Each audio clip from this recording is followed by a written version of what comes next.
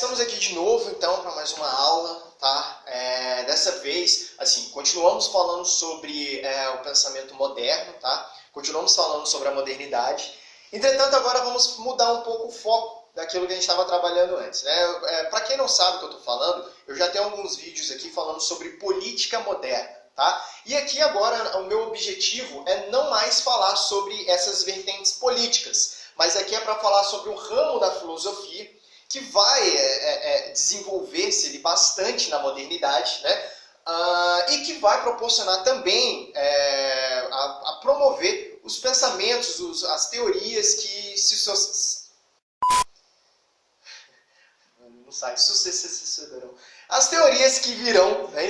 As teorias que virão adiante. Tudo bem? Então, basicamente, estamos falando aqui de um termo chamado de epistemologia moderna. Primeiro, eu vou falar para vocês, né, sobre a etimologia da palavra epistemologia. Tá? Para quem não sabe, né, etimologia é a ciência, né, é o estudo da origem das palavras, né, que ajudam a gente um pouco a refletir o que isso significa. Então, epistemologia, ela vem, na verdade, de um conceito bem antigo, surgido lá em Platão. Tá?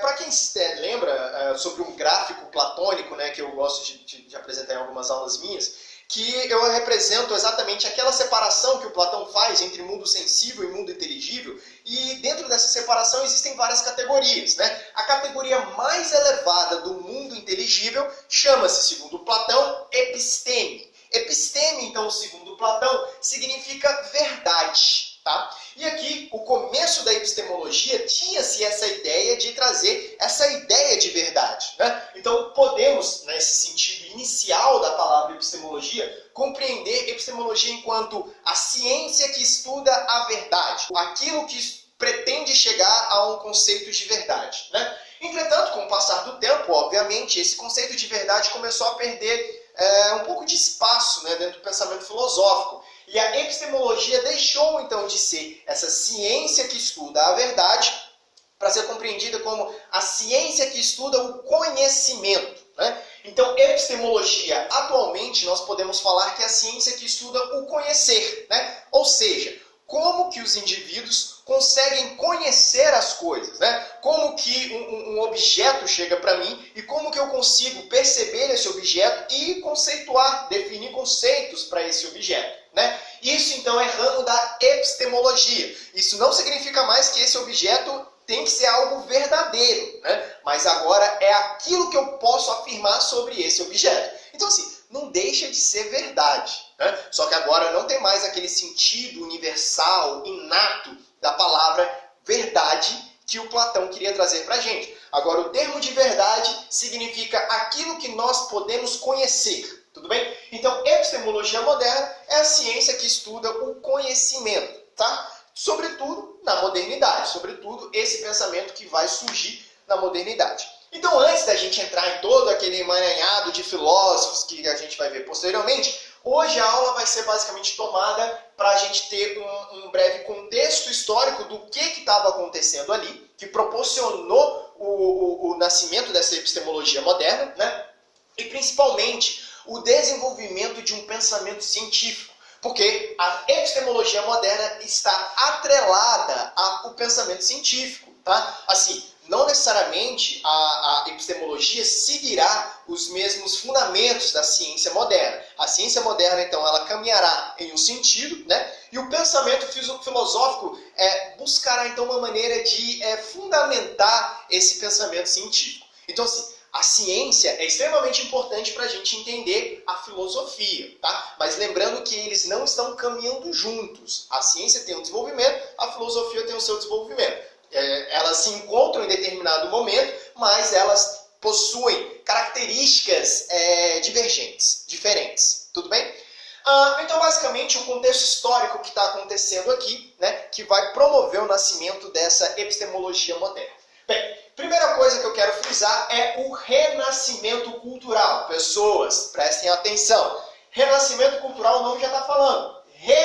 Renascimento. Ou seja, eu estou nascendo o quê? De novo. Né? De novo da onde? Bem, o renascimento cultural representa exatamente essa retomada de um pensamento que já existia antes. Existia quando? Existia na Antiguidade Clássica. Então, quando eu falo em renascimento cultural, eu estou falando a retomada de alguns valores que são caros para a Antiguidade, principalmente para a Antiguidade greco-romana, tá? Quais são esses valores? Bem, basicamente o que a gente tem aqui é a retomada de um pensamento racional, né? Se a gente pegar, por exemplo, né, estudando assim, a arquitetura grega, né, a sociedade grega, né, a gente vai perceber como que a racionalidade ela influenciava diretamente no modo de vida dos gregos. A gente pode perceber, por exemplo, o Parthenon, né, que é uma estrutura, né, uma arquitetura, né, totalmente o quê? Simétrica, trazendo dentro de si, na composição, vários tipos de retângulos perfeitos, né? Aquele número áureo que era perseguido pela antiguidade, que lá desde o Pitágoras já vem trazendo para a gente que existe uma espécie de razão da matemática que está ali proporcionando a natureza a agir de determinada maneira, né? Então, esse pensamento volta, né, a ganhar notoriedade aqui agora na modernidade. Lembrando que estamos na modernidade, ou seja, estamos após a Idade Média. A Idade Média, que é aquele período onde foi representado pelo desenvolvimento do pensamento religioso, pelo pensamento cristão, né? E aqui, então, a gente está tendo um renascimento. O que é isso? Estamos retomando, então, a racionalidade, a simetria, né? Aqueles valores que eram perseguidos pela Antiguidade Clássica e que, durante a Idade Média, eles foram trazidos de outras maneiras. Tudo bem? Então, o renascimento cultural é algo extremamente importante que a gente precisa compreender sobre esse período. Beleza? Outra coisa, concepções individualistas. Cara, parece besteira o que eu estou falando aqui, mas antes da modernidade não existia a ideia de individualismo, né? O que isso significa? Vamos compreender melhor, né? Se a gente voltar lá para os gregos antigos, a gente vai ver que os indivíduos eles agiam sempre em prol da polis, né? A gente pode pegar o conceito de felicidade para os gregos, por exemplo, é um conceito no qual eu, enquanto indivíduo, só sou feliz se a polis for feliz, né? Então, o indivíduo grego, ele não conseguia se identificar separado à questão do Estado, né? Então, não tinha esse individualismo. Eu posso pegar o exemplo aqui, né, que inclusive é muito mal interpretado, que é o pensamento aristotélico. Por exemplo, o Aristóteles chegará para a gente em um determinado momento, numa obra chamada Política, ele vai trazer para a gente o conceito de que os homens, né, os seres humanos, tá? Os seres humanos são animais políticos, né? O que ele chama de zoon politikon, né?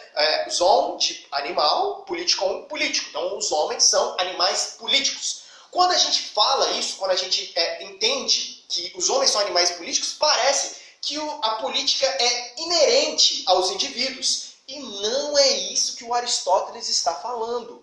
Quando o Aristóteles está falando que os homens são zoon politikons, ele está falando exclusivamente os homens gregos. Inclusive, né, ele fala exatamente que os outros, né, que são os conhecidos como os bárbaros, né, eles não têm política. Então, eles não são os animais políticos, eles são o quê? Animais selvagens. Ou seja, só quem é animal político é o cidadão grego. Por quê? Porque ele tem todo aquele ordenamento em volta dele que proporciona a ele a ter uma vida política. Então, o indivíduo não é compreendido de maneira política, mas só é compreendido dentro do ordenamento social, certo?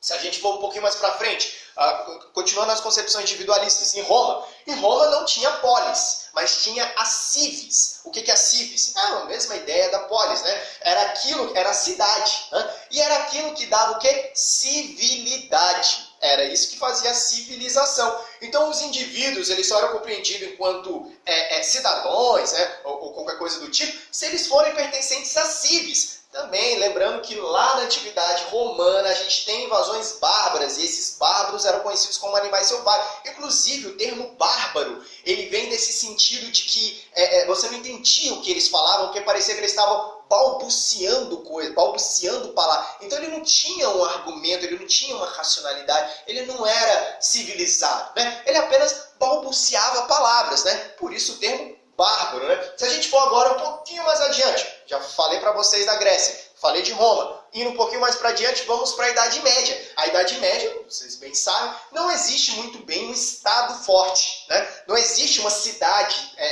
determinante, porque a gente está no feudalismo, né? Então a gente está em lugares, em terrenos vastos e tudo mais, mas sobretudo em toda unidade feudal existia, né, uma pequena igreja.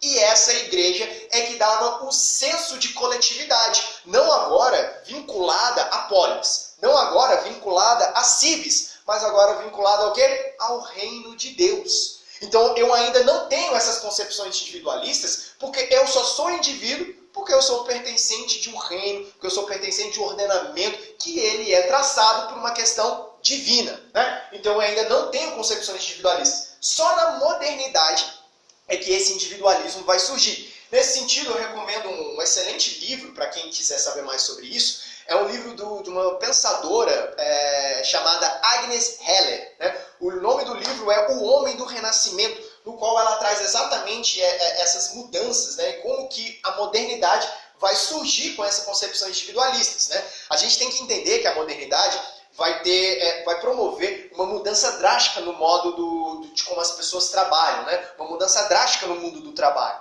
Como, por exemplo, antigamente, na Idade Média, as pessoas que nasciam dentro de uma determinada família, eles tinham uma tarefa que era continuar com a profissão que era tida como da família, né? Então, por exemplo, uma família de ferreiros, né? Se nasceu alguém nessa família de ferreiros, o correto era ele seguir a profissão da família e continuar a ser ferreiro, né? Ou então sapateiro, enfim, qualquer exemplo que vocês queiram dar. Agora, na modernidade, não. As questões do mundo do trabalho vão ser mais dinâmicas e por isso alguém que nasceu numa família de ferreiros pode escolher, agora eu vou continuar seguindo a profissão do meu pai, do meu avô, coisas do tipo, ou eu posso virar um sapateiro. Ou eu posso fazer outra coisa, ou eu posso mudar, sei lá, fazer qualquer coisa. Por quê? Porque agora não depende mais de um ordenamento fixo, de um ordenamento coletivo. Agora, as minhas ações são determinadas apenas pela minha vontade individual. Então, essas concepções individualistas é recente na modernidade. Outra coisa também, inclusive vão estar relacionadas, né, é o desenvolvimento do capitalismo. Óbvio que o capitalismo vai demorar um pouquinho para surgir. A gente aqui vai começar a falar do século XV, século XVI. O capitalismo começa mesmo a bombar no século XVIII, né? Final do século XVII, começo do século XVIII, já começa ali a ter o capitalismo em suas primeiras fases, por causa da Revolução Industrial. Mas aqui ele já começa a ser desenvolvido porque exatamente já temos concepções individualistas. Então, a ideia de acúmulo de capital, ou seja, acúmulo de bens materiais apenas para benefício próprio, apenas para benefício do indivíduo, ela começa a surgir exatamente por causa das concepções individualistas. Então, o desenvolvimento capitalista também vai aprofundar esse individualismo sistêmico da sociedade moderna. Tá? E, sobretudo, obviamente, o cientificismo. O que é o cientificismo? É o nascimento, então, da ciência, o nascimento desse pensamento científico. Agora sobre parâmetros mais fixos, agora sobre questões mais específicas. Tudo bem? Então o cientificismo também vai ser extremamente importante para a gente entender tudo o que está acontecendo aqui e exatamente aquilo que vai proporcionar o nascimento da epistemologia moderna. Então vamos lá. Bem, falando especificamente sobre o pensamento científico, queria que vocês percebessem que o pensamento científico ele não surge do nada, né? Ele não acontece, obviamente, de um momento para outro. Ele tem etapas que ele vai acontecendo, ele tem etapas do seu desenvolvimento. E por isso eu coloquei aqui para vocês, basicamente, 3 núcleos, 3 eixos no qual o pensamento científico vai se desenvolver. É óbvio que terão outras questões posteriormente, né? O pensamento do Newton, enfim, outros tipos de pensadores que virão depois. Mas esses 3 aqui são importantes para a gente perceber como que a ciência estava se desenvolvendo. E o primeiro deles foi um carinha chamado Nicolau Copérnico. Né? Nicolau Copérnico. Qual foi a grande contribuição do Copérnico? Bem, o Copérnico foi o primeiro ser humano, né, a tentar compreender de forma teórica, a teorização de um modelo que ele não seguia aos parâmetros da Igreja Católica, que dizia que a Terra estava no centro do universo, ou seja, que seguia um modelo chamado de modelo geocêntrico, né? Terra no centro. Né? Mas ele teorizou apenas uma teoria de que não é a Terra que está no centro. No caso, para o Copérnico, era o Sol. O Sol estava no centro do universo. E por isso, então, ele vai chamar o modelo de modelo heliocêntrico, né? Hélio, né, para quem não sabe, é o principal gás que tem no Sol, né? Então, por isso também tem essa concepção. Então, modelo heliocêntrico. Mas o que acontece? É apenas uma teorização, né? A Igreja Católica, obviamente, não vai achar isso muito legal, né? O que acontece? Imaginem vocês, né? Imaginem vocês que tem aí o crush, né? O arroba, né?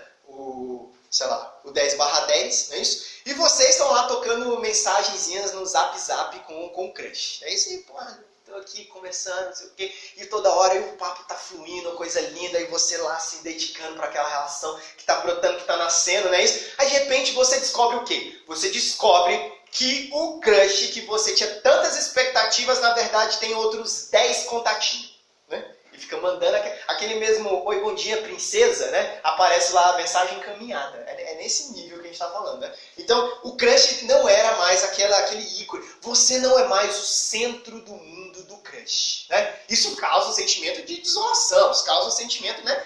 Você fica triste, né? Agora imaginem vocês, naquele período, os seres humanos compreendendo que eles não estavam no centro do universo. Isso é mais que... Isso é literal, né?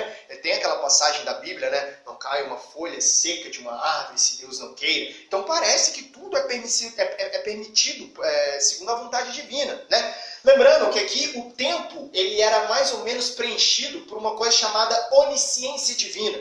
Então não acontece nada se Deus não queira, né? Inclusive é um dos grandes fatores que deu à Idade Média essa característica de imobilidade social. Nada mudava, ou se mudava era coisa extremamente lenta, né? Por quê? Porque tudo estava preenchido por uma vontade de Deus. Inclusive nós, seres humanos, estávamos no centro do universo. Deus fez o universo só pra gente. O universo, tudo acontece só pra gente. Aí de repente chega um cara e fala, não estamos no centro do universo. Então você imagina o sentimento de desolação que os seres humanos possuíram então, nesse período, né? Então, assim, obviamente a Igreja Católica vai pressionar o menino Copérnico e ele vai se retratar, né? Então, nada não, não quis falar nada disso não. Só que o livro dele foi publicado e vai começar a criar frutos depois daí, né?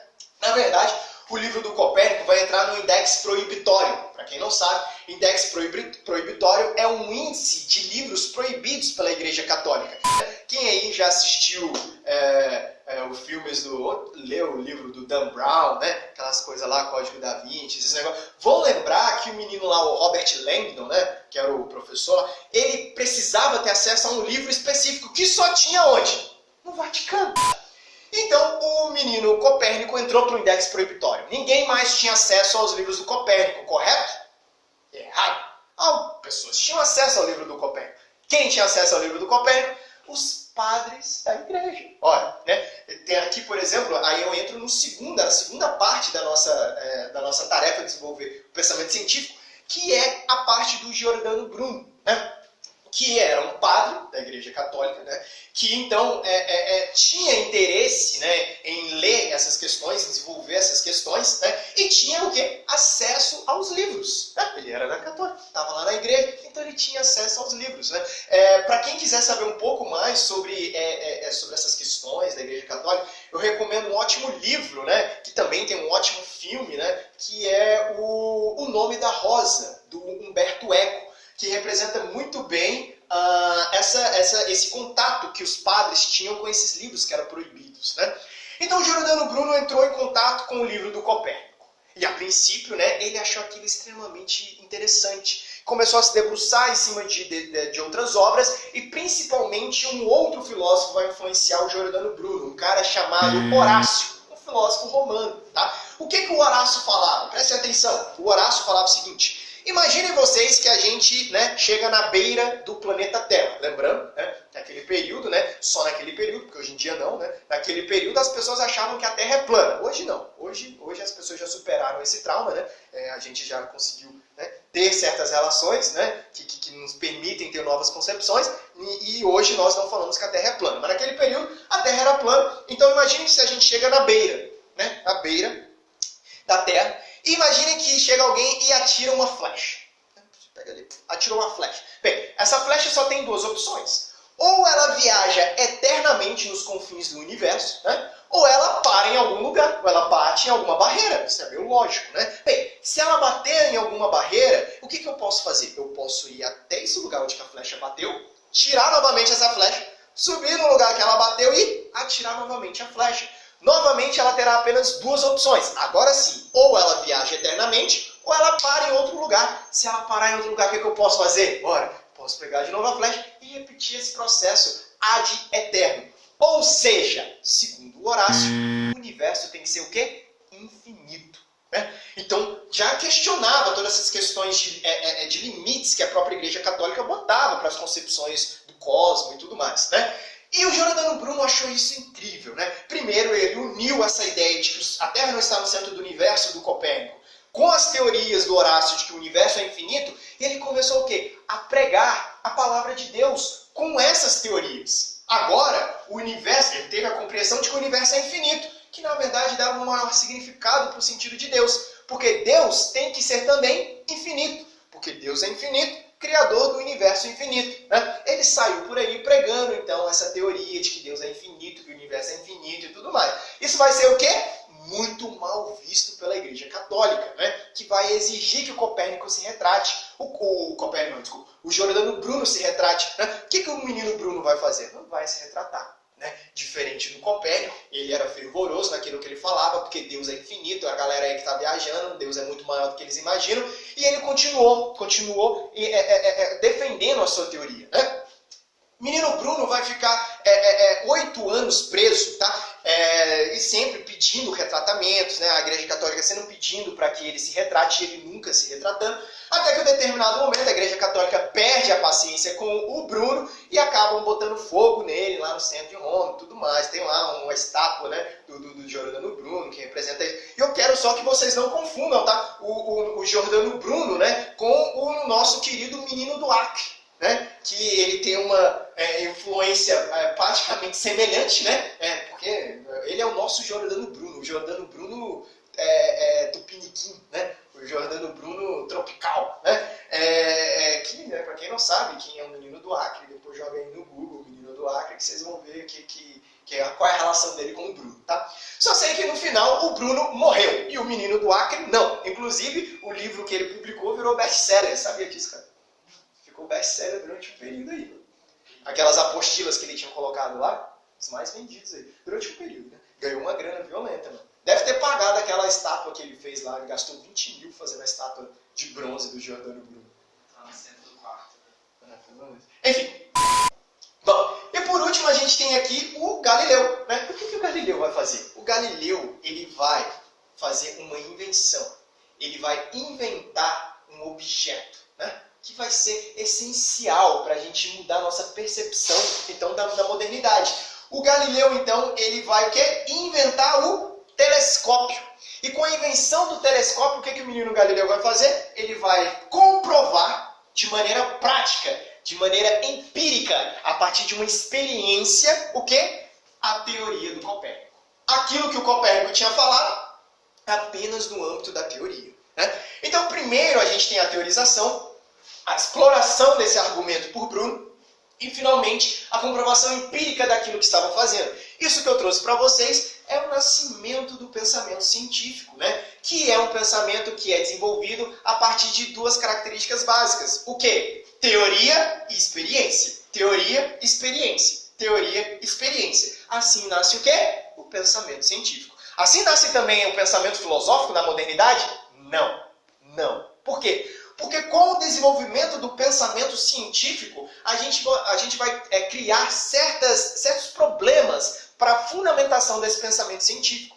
Então a epistemologia moderna, o pensamento filosófico na modernidade, vai surgir exatamente para promover o quê? Uma busca por um método que embasasse esse saber científico, por um método que fundamentasse essa ciência para que ela se desenvolva e ela não volte atrás, como aconteceu na Antiguidade, na Idade Média, como é suscetível acontecer em qualquer momento. Então, com o desenvolvimento da ciência, a filosofia vai perceber então que é necessário o quê? Encontrar os fundamentos daquilo, encontrar como que nós podemos falar que aquilo é verdade ou não, ou também como nós podemos compreender aquilo enquanto um conhecimento válido ou não. E assim nasce a epistemologia moderna. Bem, pessoas, na aula de hoje, então, a gente explicou sobre a epistemologia moderna, sobre todas essas características que vai proporcionar o pensamento filosófico em parceria, né, com o pensamento científico. Sobre mais assuntos desses que eu tratei, tem os outros vídeos que eu vou deixar o link aqui embaixo para vocês, Eu odeio essa parte, que é a parte que... Vou deixar aqui o link, então, para vocês, né, correrem atrás, ver o que mais que tem sido dito, né? No mais, fico por aqui. Não esqueçam de dar aquele velho joinha, né? Aqueles comentários, e se inscrever no canal, ligar o sininho, né? Fazer aquelas maracutaia toda, né? E fé no pai, que estamos junto aí para a próxima. Valeu!